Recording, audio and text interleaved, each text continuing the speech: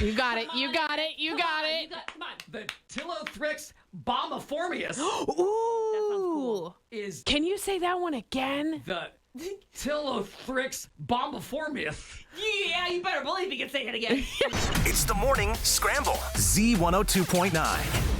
Booze on this Friday, the 33rd week of the year 2022. Is it now? It is now.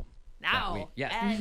Now. Broadcasting from a latitude of 41.88 degrees north and a longitude of 91.72 degrees west. That's where you'll find us on the map at an elevation of 840 feet. It is Nerd News. I don't understand any of that. Degrees, Yeah.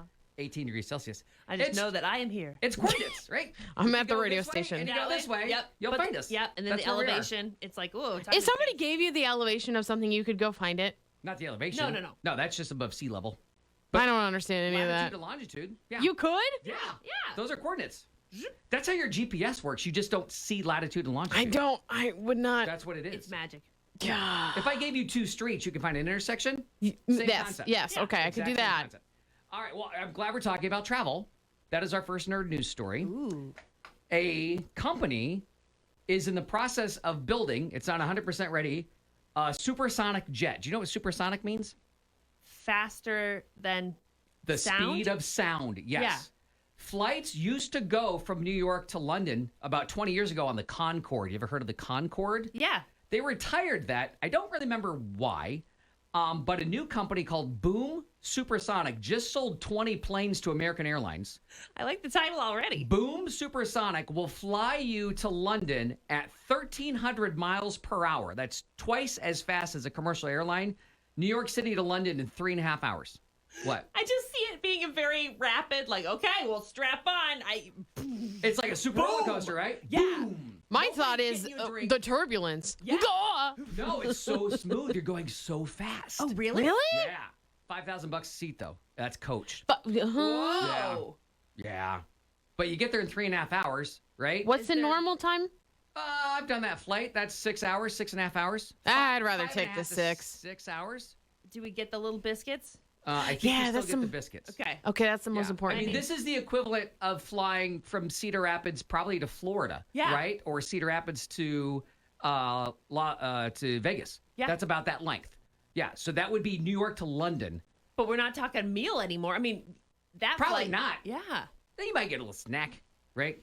Hey, I took a 30-minute flight and they still gave me the snacks. That's great. That one to Chicago, the moment you're out of Cedar Rapids and just up in the air, they wheel the cart out, they hand out all the pop, and then you land. And it's nice. That's exactly how it goes. So look for that supersonic flight. 2029 is when they're projecting that's going to come back. Nerd news number 2. You've probably saw the stories. The Colorado River is drying up. Lake Mead is drying up, right, in the United States. However, we're not approaching it like China is. They are firing silver iodide rods into the clouds to spur rainfall. They've had 2 months of no rain and a heat wave, and the Yangtze River is almost dried up. Whoa. And so many villages rely on it. Oh, no. Agriculture relies on it. Hydropower relies on it. Toyota can't make the cars they've been making. There's a company that makes parts for Apple. They can't work right now because they don't Whoa. have power. So what China does is they fire these rods into clouds. They're about the size of a cigarette. It forms an ice crystal, and that's supposed to produce more rain. And then that would have a higher moisture content, so you would get heavier rain if it works. Wait, if. So they haven't actually done it yet. Well, This is they- just a theory? No, they've been doing this since the 1940s. So it works. It kind of works, but you got to have like today, look at those clouds. Like that would work, right? You could fire it in there, the big Yeah, cloud cover. They're already kind of full. But they can't make clouds, and if it's a sunny day or like thin clouds, it doesn't work. Okay. So all of the conditions have to be right. You have to have a good Wait, candidate. but that's Yes. actually like really cool if you think That about it. Technology's been around. Interesting. Apparently, they used it around the Olympics in reverse to try to make sure they had 2 weeks of dry weather. Yes. That So makes sense, too. There are scientists working currently to manipulate weather, and China is among those. Can you imagine if we could like really do that, like get rid of the clouds and we can make it a sunny day all the That's time? kinda scary. It's like, a little too scary for me. Yeah, it might be too much power, right? I agreed. Yes. I like the concept of I want it when I want it, right? Like, let's talk about the farmer's market. If we Yes. could make it have no rain tomorrow. But we're in a drought season. We And- actually need the rain. And we do need the We rain. do. Yes. It's just we've adapted. Our plan's It's not been adapted. convenient. Can it just No. rain at night?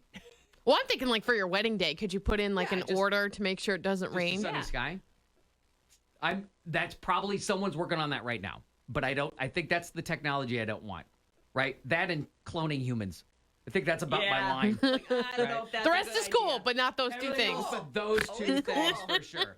Okay, nerd news number 3. 55 species of bees have just been monitored living on the Luther College campus this summer.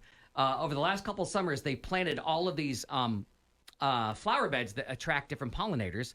And 2 students have been identifying bees all summer long. That's what they do. They capture the bee, they look at it under a microscope, and they're like, is this one of ours or not one of ours? They have found 7 new bees that have never been in Luther's campus before. So we believe these are Like- new bees to Iowa. What? New to Iowa. They're in the world. They just don't typically buzz around Luther. Hey, what's the Wow. buzz? So the word is out. Luther's campus. Bees are talking. Everyone's buzzing. I'm now going to attempt to pronounce 7 Latin names of bees, everybody. Yes, you Yes! are. Yes, you are. Bee number 1, the Megachile relativa, is normally found in Minnesota, Wisconsin, Illinois, and Canada. Kind of like that name. It's kind of sexy. Okay. Oh, Yeah. it gets better. Oh. The Paranthedium jugatorium, bee number 2, Sounds big. is widespread in the U.S. but not It found in sounded Iowa. like Panther Chugatorium is all I Does sound heard. like a panther drinking panthers. Yeah. The Heriades carinata is commonly referred to as the giant resin bee found in Minnesota and Canada, now buzzing around It Luther. sounded like Harry Carnitas. Sounds hairy. Like more Okay. fuzz on the yeah. The Stellus Oh, okay. labiata. Stellus labiata. That sounds like a Harry Potter wand. Yes, it Is does. a parasitic leafcutter bee that lays its eggs in the nests of other bees found in Minnesota, Wisconsin, and Illinois. So we're just getting all of Minnesota's. I feel like bees? we're getting a lot of Minnesotas and These Canada's are bees. hand-me-downs. Do they just hate Minnesotans? They could be leaving the Land O'Lakes. I don't know. Andrina pruni, Oh, that's beautiful. Let me guess. Minnesota's. Minnesota, Illinois, and Nebraska. Yeah. It's the cherry miner bee. The You got it. You got it. You got it. Come on. the Tilothrix bombiformius Ooh. is the hibiscus turret bee. It looks like a bumblebee. Can you say that one again? The Tilothrix bombiformius Yeah, you better believe you can say it again. is widespread across the U.S. Not from Minnesota. Texas. Missouri, and Oh, I don't know. Illinois. Missouri. This Sounded is the like someone from farthest north Texas. it's ever been found. And then the Heriades leafetiti. How fun. Let me guess, it's really tiny, isn't it? It's a mason bee, and it's from Nebraska, Wisconsin, Illinois, and Minnesota. Minnesota. Yeah, but what do you mean Mason bee? What, he lays bricks or what? He's a hard worker. He's What? a mason. It's a secret society of bees. Really? Talk about that one. Shh, it's the Bruno of bees. We don't talk about it. We No. don't talk about Heriades levetiti. No. Rolls right off the tongue.